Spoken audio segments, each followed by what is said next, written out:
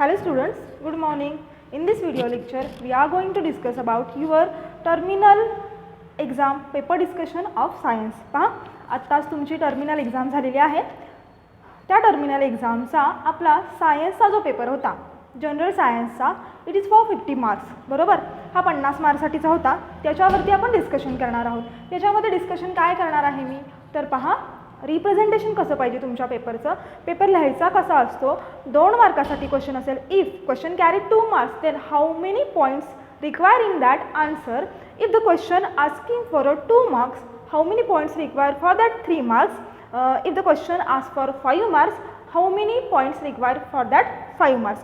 जर का प्रश्न 2 मार्कांसाठी विचारला असेल तर किती पॉईंट्स लागणार, 3 मार्क्ससाठी विचारला असेल तर किती पॉईंट लागणार, पेपर लिहायचा कशा पद्धतीनं, रिप्रेझेंटेशन कसं असलं पाहिजे, what is the actual expected answer there, हे सगळं आपण आजच्या व्हिडिओ लेक्चरमध्ये डिस्कस करणार आहोत. पहा, सगळ्यात पहिला जो क्वेश्चन होता तुमचा, आपण क्वेश्चन पेपर तुमचा बघूयात, डिस्कशन सुरू करूयात.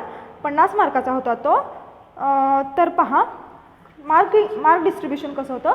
Question number 1 is for 10 mark, question number 2 is for 12 mark, question number 3 is for 18 mark and question number 4 is for 10 mark. अशा पद्धतीनं ते डिस्ट्रीब्युशन होतं. आता पहिला जो होता कोणता, क्वेश्चन नंबर फर्स्ट, तो ऑब्जेक्टिव्ह टाईप क्वेश्चन, म्हणजे त्याच्यामध्ये multiple choice question, match the pairs, find the odd one out and correlate the relation, अशा पद्धतीनं तो क्वेश्चन असतो. त्याला ऑब्जेक्टिव्ह टाईप क्वेश्चन असं म्हणतात. आता पहा, बरेचसे स्टुडंट्स काय करतात, तर मल्टिपल चॉईस क्वेश्चन जे असतं ते इथं डिरेक्टली तुम्हाला ऑप्शन वगैरे काही नाही आहे, आन्सरच लिहायचं आहे. जर का ऑप्शन असेल, ऑप्शन खाली आहेत, ऑप्शन जर का 4 दिले असतील, choose the correct alternative and rewrite the sentence असं म्हटलं असेल तर काय करायचं, फक्त आन्सरचा वर्ड न लिहिता, ते लिहिलं तरी बरोबर आहे, काय करायचं, ते कंप्लीट सेंटेन्स लिहायचं. ओके, अशा पद्धतीनं ते करायचं, म्हणजे ते चेक करणाऱ्याला, एक्झामिनरला व्यवस्थित समजतं. So let's see our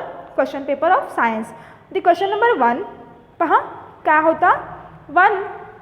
number 1, fill in the blanks and rewrite the sentence again. पहा काय म्हटलेलं आहे, fill in the blanks and rewrite the sentence again.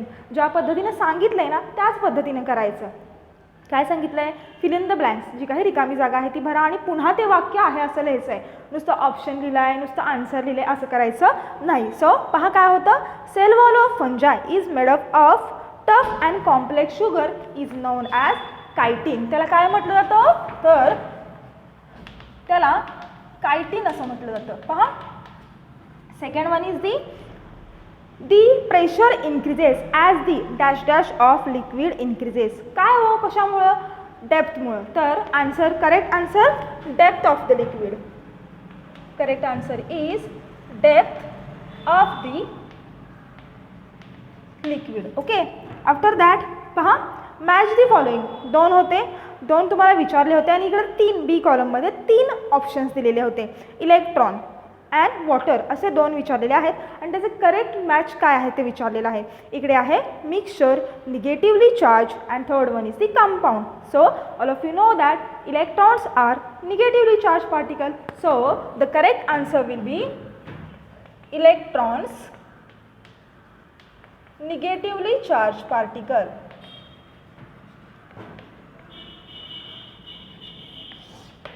Okay, पहा, नंतर होतं water.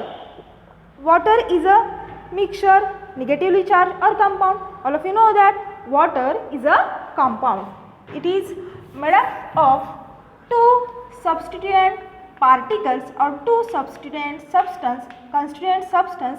That one is nothing but the hydrogen and oxygen.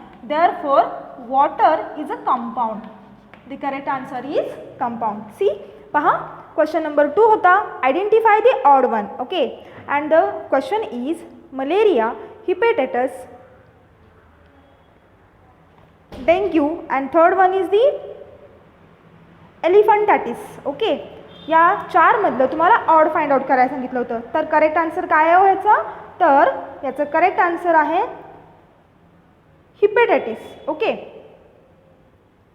Y, because all caused by various pathogens and different pathogens, and the hepatitis is caused by different pathogens. Therefore, the correct answer is a hepatitis. Then then capital B, choose the correct option and rewrite the following sentence. The first one is the water in the waterfall flows from a higher level to lower level because of. हे विचारलेलं आहे. पहा आता आपण काय म्हटलं, काय आहे वेगळं, काय आहे hepatitis. Okay. After that, B1. The first one is the gravitational force. Water from waterfall is fall below because of gravitational force. After that, C. Proton carries dash dash charge. All of you know that proton carries positive charge. So the correct answer is a positive charge. C. Third one. Matter that contain two or more constituent substance is called as a compound. Okay, is called as compound. See, number 4, a homogeneous mixture of two or more metals or a homogeneous mixture of metal with non-metals is called as, all of you know that it is a alloy. The correct answer is a alloy. See, पहा, the machine which records the earthquake is known as. ज्या मशीनच्या सहाय्यानं earthquake record केलं जातं किंवा जे यंत्र वापरलं जातं त्या यंत्राला काय म्हणतात तर it is called as a seismometer. Seismometer. Okay. पहा, this is all about question number first. Question number second, distinguish between bacteria and algae. See, when you write distinguish or when there is a question for difference between, so कसं लिहायचं आहे पहा, जेव्हा difference विचारलेला असतो ना तेव्हा दोन कॉलम करायचे तुम्हाला. बरेचसे स्टुडंट्स काय करतात तर पॅरेग्राफमध्ये लिहितात. आता डिफरन्स विचारले म्हटल्यानंतर तो तशाच पद्धतीने लिहिला पाहिजे. डिफरन्स आहे तर 1 2 3 4 marks. Here is the bacteria, इकडं सगळे अल्गीचे पॉईंट्स आले पाहिजे, असाच डिफरन्स आला पाहिजे. तुम्ही काय करता पॅरेग्राफमध्ये लिहिता, पहिल्यांदा बॅक्टेरियाचं लिहाल मग अल्गीचं लिहाल, तसं चालणार नाही, ते रॉंग असतं. तिथं जरी बरोबर असेल तरी मार्क्स मिळणार नाही. सो नेहमी जेव्हा केव्हा डिस्टिंग्विश किंवा डिफरन्स विचारला जातो तेव्हा अशाच पद्धतीने काय करायचं तर कॉलम करायचे दोन आणि तुमचा आन्सर तिथे लिहायचं आहे. See, let's see what is a point. Bacteria, unicellular, independent, parasitic organism, while algae is a autotrophic organism. Okay. The second one is the bacterial cell is a prokaryotic. Cell wall is a bacterial cell wall is a prokaryotic. Cell wall of algae is a eukaryotic. Okay. असे 2 points तुम्ही लिहिले किंवा 3 points लिहिले तर तुम्हाला तिथं 2 marks मिळणार आहेत. पहा, after that the question is, तुम्हाला आन्सर कीमध्ये हे सगळं प्रोव्हाइड केलेलं आहे, प्रोव्हाइड केलं जाईल. After that the question is, give the 2 examples of infectious and non infectious diseases. Okay. And the correct answer is infectious disease is TB, hepatitis, cholera, and non-infectious disease cancer, diabetes, heart disease is called as non-infectious disease. After that, the third one, physical properties of metal and non-metal. There are number of properties of metal and non-metals. The physical properties of metal, they are shining, they are ductile, they are malleable, they have a high density, they have a high MP and BP. हे सगळे तुम्ही कसे सांगू शकता, metals सांगू शकता. तर non मेटल्सच्या बरोबर त्याच्या अपोजिट सांगू शकता. नॉन मेटल्स आर काय म्हणू शकतो आपण, non metals are non ductile, non malleable. आणखीन काय सांगू शकतो आपण, non metals have no लस्टर्स.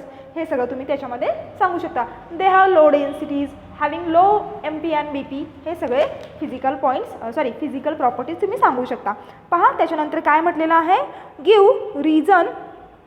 Question number 4 बघा काय आहे, 2 मधलाच अटेम्प्ट त्यांनी 6 म्हटलं आहे. तुम्हाला 12 मार्काला हा प्रश्न आहे. Suggest 4 preventive measures for water pollution. Water pollution होऊ नये म्हणून प्रिव्हेंटिव्ह मेजर्स म्हणजे काय हो, तर प्रतिबंधात्मक उपाय तुम्ही काय करणार.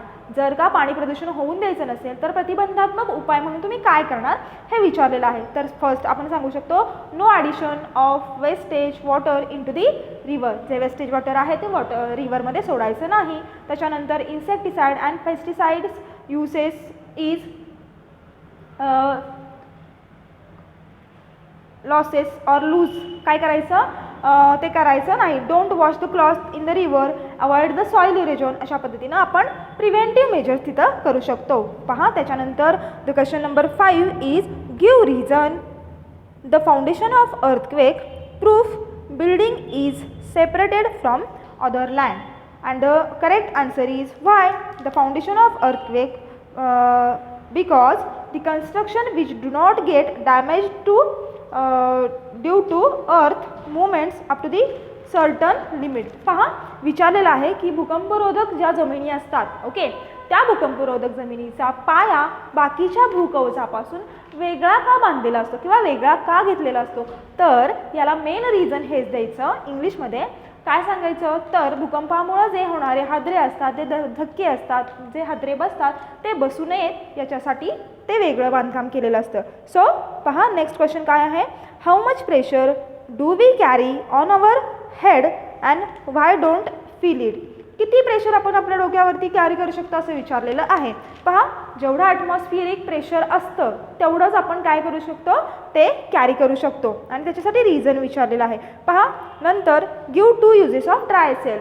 2 uses ऑफ ट्रायसेल काय सांगू शकतो. It is used in radio sets, it is used in wall clock, it is easy to handle, it is easy to carry anywhere. असे काही आपण तिथं युजेस सांगू शकतो. पहा ते वापरायला सोयीस्कर असतात, सोयीचे असतात हे आपण तिथं सांगू शकतो. After that the last question from question number 2 distinguish between homogeneous mixture and heterogeneous mixture. Very easy one. The homogeneous mixture is the mixture in which only one phase of constituent particle is formed, and heterogeneous means there is a 2 phases of constituent particle are formed. Uniform layer in homogeneous mixture याच्यामध्ये काय म्हणू शकतो non uniform layer. See what is the meaning of homo and what is the meaning of hetero. होमोचं meaning काय. Homo means single okay and hetero means different. ज्याच्यामध्ये 2 phases आपल्याला दिसतात त्याला आपण हेटेरोजिनियस मिक्सचर म्हणतो आणि ज्याच्यामध्ये एकच फेज दिसते त्याला आपण होमोजिनियस मिक्सचर म्हणतो. पहा after that the question number 3 is for one chart for chart कशाचा आहे पहा. Complete the 5 kingdom methods of classification. This 5 kingdom method of classification is discovered by scientist R.H. Whittaker okay in 1879 I think okay. If चुकला असेल तर please ते correct करून घ्या. आपल्याला त्याची घेणं देणं नाही आहे, आपल्याला फक्त तो चार्ट पाहायचा आहे. चार्ट पहा कशाशी आहे कसा आहे. लिव्हिंग ऑर्गॅनिझम म्हटलेलं आहे, इकडं युकॅरियोटिक म्हटलेलं आहे, इकडं काय येणार आहे प्रोकॅरियोटिक्स. आफ्टर दॅट युनिसेल्युलर त्याच्या खाली काय येणार आहे मोनेरा. युनिसेल्युलर अँड मल्टीसेल्युलरच्या इकडे काय येणार आहे तर युनिसेल्युलरच्या खाली प्रोटिस्टा आणि मल्टीसेल्युलरच्या खाली प्लांटी ॲनिमॅलिया आणि फंजाय. अशा पद्धतीनं तो चार्ट होता. पहा त्याच्यानंतर काय आहे क्वेश्चन असा आहे की read the passage and answer the following questions. Okay आता रीड द पॅसेज म्हटलेलं आहे हो की नाही. तर तिथं आपल्याला एक पॅसेज दिलेला आहे. असं सांगितलेलं आहे की master x as a 3 years old and he is living with his family in slum एरियामध्ये. एक एक्स नावाचा पर्सन सांगितलेला आहे की तो तिथे राहतो. Public toilet is present near his house. His father is drunk and his mother does not know the importance of balance diet. Okay अशा पद्धतीने सगळं सांगितलेलं आहे. एक एक्स नावाचा पर्सन आहे तो स्लम एरियामध्ये राहतो. त्याचे वडील जे आहेत हे ड्रिंकिंग करतात आणि आईला संतुलित आहाराबद्दल काही माहिती नाही आहे. सो तुम्हाला क्वेश्चन विचारलेले आहेत. A master X can suffer from which different possible disease in above condition. तो स्लम एरियामध्ये राहतो मग तो कोणत्या डिसीजला तो सामोरं जावं लागेल त्याला तर answer is dysentery, diarrhoea and hepatitis. The second one how will you help him and his family in this situation. या सिच्युएशनमध्ये तुम्ही त्याला आणि त्याच्या फॅमिलीला कशी मदत कराल, तर आपण काय सांगू शकतो, तर इम्पॉर्टन्स ऑफ हायजीनबद्दल सांगू शकतो, डाएट फूडबद्दल सांगू शकतो, साथीच्या रोगांबद्दल कसे होतात ते त्याच्याबद्दल माहिती आपण देऊ शकतो. आणि तिसरं विचारलेलं आहे, which disease can occur to the father of master X. कोणता डिसीज होईल, जो काही मास्टर एक्स आहे त्याच्या वडिलांना कोणता डिसीज होईल. त्याचे वडील काय करतात, तो ड्रिंकिंग करतात, तर त्याला मेनली कॉज हार्ट डिसीज और heart cancer, okay sorry heart disease होऊ शकतो. नंतर विचारलेलं आहे पहा, एक तुम्हाला न्यूमरिकल विचारलेलं आहे, volume of an object is 40 centimetre cube and the mass is in 100 gram. The density of water is 1 gram per centimetre cube. Will be the object float on water or it is a sink in water. पहा, अशा पद्धतीने एक numerical विचारलेला आहे. आपण numerical इथं solve करूयात. Numericals तुम्हाला विचारलं आहे की एका ऑब्जेक्टचं आपल्याला व्हॉल्यूम दिलेलं आहे, त्या ऑब्जेक्टचं मास दिलेलं आहे, तर विचारलं आहे की ते ऑब्जेक्ट पाण्यावरती तरंगेल का बुडेल असं विचारलेलं आहे. फ्लोट होईल का पाण्यात सिंक होईल ते. तर पहा, what is the density of water. सगळ्यात पहिल्यांदा न्यूमरिकलमध्ये लिहिताना तुम्ही काय लिहिणार आहे बाळांनो, न्यूमरिकलमध्ये सगळ्यांना न्यूमरिकल लिहिल्यानंतर जेव्हा तुम्ही ॲन्सर म्हणून लिहाल, ओके ॲन्सर म्हणून लिहाल तेव्हा काय करायचं, तर सगळ्यात पहिल्यांदा गिव्हन जे दिलं असेल ते गिव्हन लिहायचं. ओके, आता गिव्हनमध्ये आपल्याला काय काय दिलं आहे पहा. गिव्हनमध्ये आपल्याला त्या ऑब्जेक्टचं व्हॉल्यूम दिलेलं आहे, मास दिलेला आहे आणि वॉटरची डेन्सिटी दिलेली आहे. ते आपण 1 बाय 1 लिहून घेऊयात. See, the first one is the given mass, very sorry, volume of object. Okay, volume किती आहे हो ऑब्जेक्टचं, 40 centimetre cube, 40 centimetre cube. Mass of object, okay, the mass of object is how much, is 100 gram, is 100 gram, and the density of water is equal to 1 gram per centimeter cube inverse. Okay, पहा आता जेव्हा आपण हे solve करणार आहे तर एक तुम्हाला माहीत असणं गरजेचं आहे, जेव्हा वॉटरची डेन्सिटी दिलेल्या ऑब्जेक्टपेक्षा जास्त असेल तेव्हा ते ऑब्जेक्ट काय होणार आहे हो, त्याच्यावरती जर का वॉटरची डेन्सिटी जास्त असेल तर ऑब्जेक्ट फ्लोट होणार आणि त्या ऑब्जेक्टची डेन्सिटी जास्त असेल तर ते काय होणार आतमध्ये बुडणार आहे. सो पहा, आपण काय इथं सॉल्व करूयात. What is the formula for density.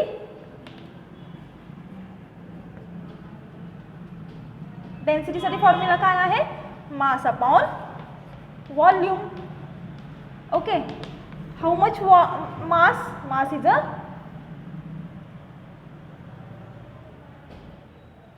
C,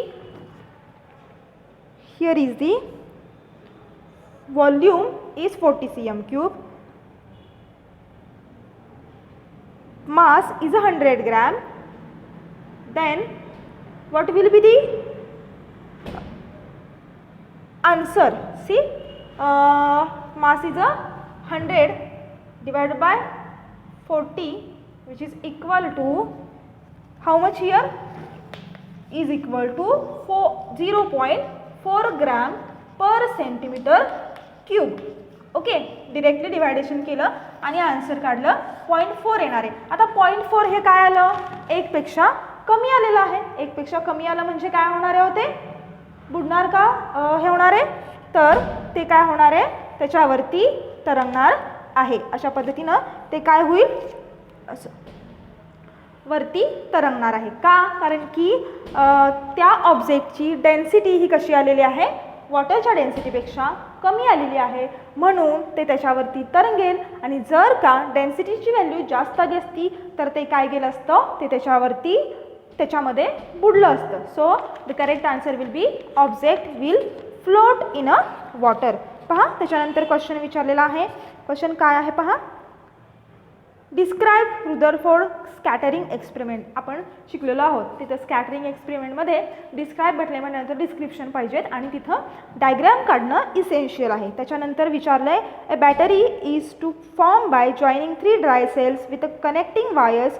show how will you connected the wires by drawing a diagram. 3 batteries दाखवायच्यात, पॉझिटिव्ह निगेटिव्ह टर्मिनल दाखवायच्यात आणि ते अपोजिट एकमेकांना ड्रॉ करायचे. हे देखील आपण शिकलेलं आहे. पहा त्याच्यानंतर विचारलेलं आहे explain effect of water pollution. Okay, explain effect of water pollution. The first one is the decrease volume of oxygen. After that, changes into the color and the taste, pH of water. It causes diseases. त्याच्यानंतर पहा आणखी काय सांगू शकतो, काय काय harmful effect होतील water पोल्युशनचे. तर इन्फेक्शियस डिसीज जे असतील ते होतील, हे सगळं आपण सांगू शकतो. जी प्लांटची ग्रोथ आहे हे कंटामिनेटेड वॉटरमुळे ते देखील काय होईल, स्टॉप होईल. After that the question is what is a green house effect and global warming. See this question is for 3 marks. There is a need or there is a essentiality to write minimum or कमीत कमी किती points लिहिले पाहिजे, तिथे तुम्हाला 3 points तरी लिहिले पाहिजेत.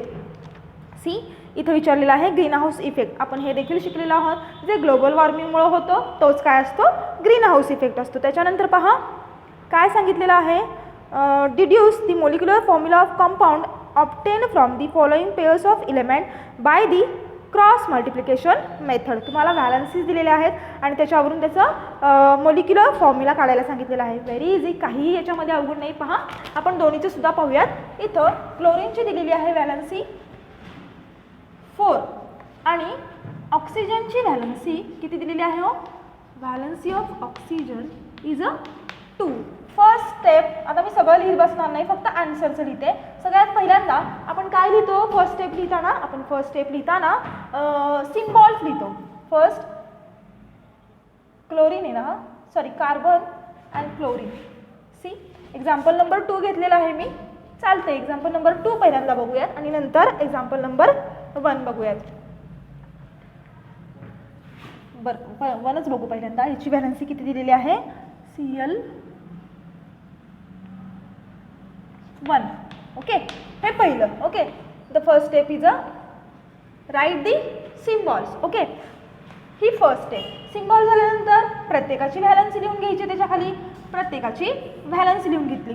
कार्बनची किती आहे 4, क्लोरीनची किती आहे 1, ती आपण लिहून घेतली. आता आपण काय करणार आहोत, तिसरं काय करणार आहे तर क्रॉस मल्टिप्लिकेशन. इथंच करते सगळं एका स्टेपमध्ये. क्रॉस मल्टिप्लिकेशन करताना आपण असं करणार. सो कार्बन किती वेळा लिहिणार मी, एकदा, आणि क्लोरीन किती वेळा लिहिणार 4दा. So what is the molecular formula, हे मी पटकन घेतलं आहे शॉर्टकटमध्ये, तुम्ही ते स्टेप वाईज लिहायचे. Okay, and the correct answer is CCl4. कसं आलं ते समजलं, आपण हे शिकलेलं आहे, डिटेल मी लिहित बसलेले नाही. See example number 2, carbon, the valency of carbon is 4 and the second one is the valency of oxygen is 2. Okay, पहिल्यांदा सिम्बॉल्स लिहिले, नंतर त्याच्या खाली त्याची व्हॅलन्सी लिहिली, नंतर काय केलं, नंतर मी क्रॉस मल्टिप्लिकेशन केलं. तिन्ही स्टेप एकाच ह्याच्यात घेतल्या. तुम्ही असं करायचं नाही, तुम्ही स्टेप बाय स्टेप लिहायचं. ओके, पहा कार्बन मी किती वेळा लिहिला, 2 वेळा लिहिला. ऑक्सिजन किती वेळा लिहिला, 4 वेळा लिहिला. आता जर का इथं सारखे असतील आणि याला भाग जात असेल तर आपण आणखी काय करतो, त्याला भाग घालवतो आणि मग जे फॉर्म्युला येतो तो आपण लिहितो. So this is divided by 2 and this is also divided by 2. Means this, हे 2 आणि हे 4 आपण काय करू शकतो, याला डिव्हायडेशन करू शकतो. सो काय आलं, कार्बन इथं आपण एकदाच लिहिणार कारण की तिथं 1 आलेला आहे. ऑक्सिजन किती वेळा लिहिणार, 2 वेळा लिहिणार. So correct answer is CO2. और from this equation the molecular formula for this compound is CO2. समजलेलं आहे. अशा पद्धतीनं क्वेश्चन नंबर 3 होता. पहा आता question number 4, answer the following question. Any 2 म्हटलेलं आहे, हो की नाही. क्वेश्चन आपला राहिला का हो कोणता बघायचा, नाही ना राहिला. सी पहिलेले विचारलेलं आहे आपल्याला की 5 क्वेश्चन विचारलेले आहेत. तुम्हाला एक तिथं डायग्राम दिलेली आहे. 3 experiment to study the process of rusting are given below. Observe the 3 test tubes and answer the following questions. Okay, पहिलं विचारलेलं आहे why the nail in the test tube 2 is not rusted. काय होतं दुसऱ्या taste ट्यूबमधलं जी iron नेल आहे ती rusted का होत नाही, कारण की त्याच्यावरती ऑइलचं लेअर आहे म्हणून. त्यामुळे ते एअरमध्ये कॉन्टॅक्ट असं होत नाही आणि त्यामुळे ते रस्टिंग होत नाही. Second one is the why is the nail in the test tube 1 is rusted highly. पहिल्या टेस्ट ट्यूबमध्ये जे आयर्न नेल आहे ते हायली रेस्टेड का होतं, कारण की देर is a presence of moisture in a water. काय होणार आहे त्याच्यावर कोणताही लेअर नाही, सो त्याचा कॉन्टॅक्ट कुणाशी येणार आहे, एअरशी येणार आहे आणि एअरमधल्या ऑक्सिजनशी येणार आहे. सो त्या ऑक्सिजनशी आणि वॉटरची त्याची केमिकल रिॲक्शन होऊन त्याचं रस्टिंग होणार आहे. The third one is the would the nail in the test tube 3 get rusted. Test tube 3 मधलं काय होईल, रस्टेड होईल का हे विचारलेलं आहे. And the correct answer the nail is deposited with CaCl2. पहा 4 विचारले define corrosion. What is mean by corrosion. Corrosion it is a process of formation of rusting or the metal get attracted by the process of moisture is called as rusting or is known as corrosion. आणि 5वं विचारले give factors responsible for corrosion. कुठले factor असतात तर एक म्हणजे moisture आणि दुसरं म्हणजे रिॲक्शन ऑफ एअर और reaction with air. Number 2 there is अ काय आहे तर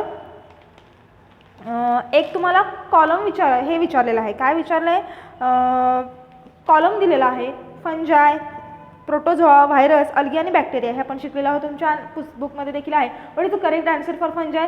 फंजाय Candida, protozoa amoeba, virus bacteriophage, algae Chlorella and bacteria is a prokaryotic one. Okay, नंतर क्वेश्चन नंबर 3 आहे describe the construction working and usefulness of a dry cell with the help of diagram.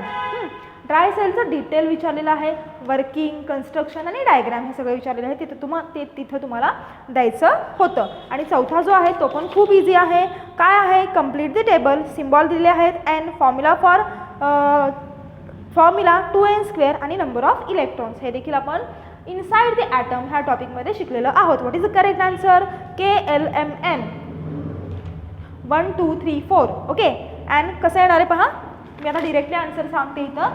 KLM 1 2 3 4 2 × 1² 2 × 2² 2 × 3² 2 × 4² which is equal to 2 8 18 and 32.